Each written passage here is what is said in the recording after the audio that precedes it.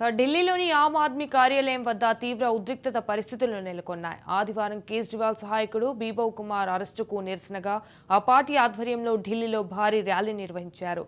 ఈ ర్యాలీలో పాల్గొనేందుకు సీఎం కేజ్రీవాల్తో సహా ఆప్ ముఖ్య నేతలు అతిషి, సంజయ్ సింగ్, వివిధ ప్రాంతాల నుంచి ఎమ్మెల్యేలు, కార్యకర్తలు పెద్ద ఎత్తున తరలివచ్చారు. ఈ క్రమంలోనే వారంతా డీడీయూ మార్గులో ఉన్న బీజేపీ కేంద్ర కార్యాలయానికి వెళ్లేందుకు యత్నించారు. దీంతో అప్రమత్తమైన పోలీసులు ర్యాలీని అడ్డుకున్నారు. దీంతో డీడీయూ మార్గులో 144 సెక్షన్ విధించి ఐటీఓ మెట్రో స్టేషన్ను తాత్కాలికంగా మూసివేశారు. అనంతరం బీజేపీ కేంద్ర కార్యాలయం వద్ద 7 అడుగుల ఎత్తుతో బారికేడ్లతో భారీగా బందోబస్తును ఏర్పాటు చేశారు.